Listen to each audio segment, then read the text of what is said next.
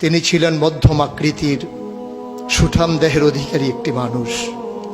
তার চুলগুলো ছিল ঘাড় পর্যন্ত প্রলম্বিত, হালকা হালকা কোঁকড়ানো। তিনি যখন চুলের ভিতরে তৈল দিয়ে আছড়াতেন মনে হতো মৃদুমন্দ ঢেউ দেখা যায়।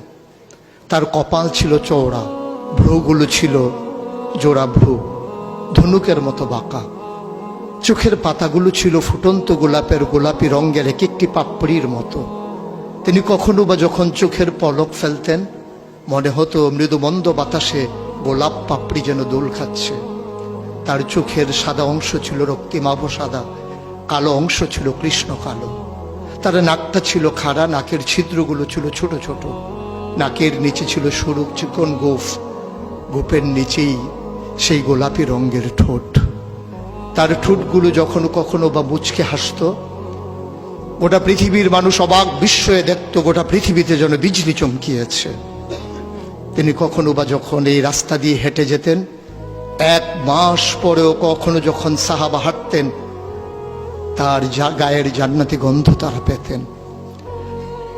মায়েরা উম্মাহাতুল মুমিনিন যারা, তারা নবীর যখন কখনো এই ঘামে ভেজা শরীর নিয়ে ঘরে ঢুকতেন, কপালের ভিতরে মুক্তোর দানার মতো ঘামগুলো যখন জমে থাকত, মায়েরা ছোট্ট শিশি খুঁজে সেই ঘামগুলো শিশিতে ভরে জমা রেখে দিতেন, কখনো বা ঈদে কোনো অনুষ্ঠানে যেন আতর হিসেবে ব্যবহার করতে পারেন।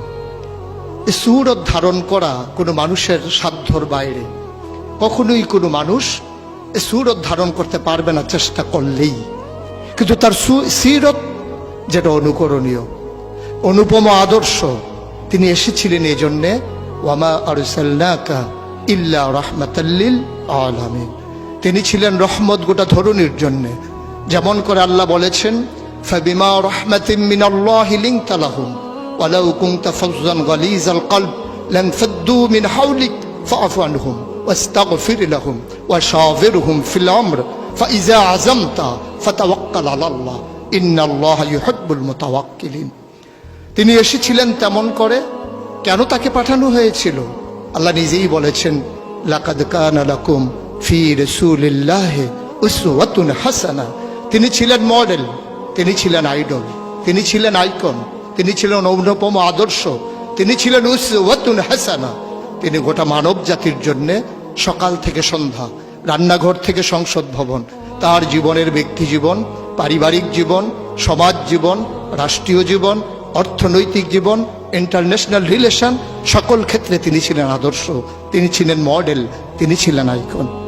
একবিংশ শতাব্দীর সূচনা লগ্নে দাঁড়িয়ে গোটা পৃথিবী যখন ঝঞ্ঝা বিক্ষুব্ধ, গোটা পৃথিবীর মানবতা যখন আজকে ভুলণ্ঠিত, আজকে শুধু মুসলিম নয়, গোটা মানুষ যখন আজকে অপর মানুষের ভোটের নিচে পৃষ্ঠ হচ্ছে তার জীবন, মানুষগুলো যখন আজকে রক্তে রঞ্জিত হচ্ছে তার গোটা দেহ, সেই ফিলিস্তিনের দুধু মরুভূমি আজকে যখন আমার কিশোর ভাইয়ের রক্তে রঞ্জিত, সেই ঝিলাম নদীর পানি আজকে যখন স্বচ্ছ স্ফটিকের মতো আর নেই, কাশ্মীরের ভাইয়ের রক্তে যখন রঞ্জিত, পার্শ্ববর্তী আরাকানের মুসলমানেরা আজকে উখিয়ার সেই টেকনাফের তাঁবুর নিচে তারা যখন মানবেতর জীবনযাপন করছে, আজকে বারবার মনে পড়ে সেই নবীজির কথা।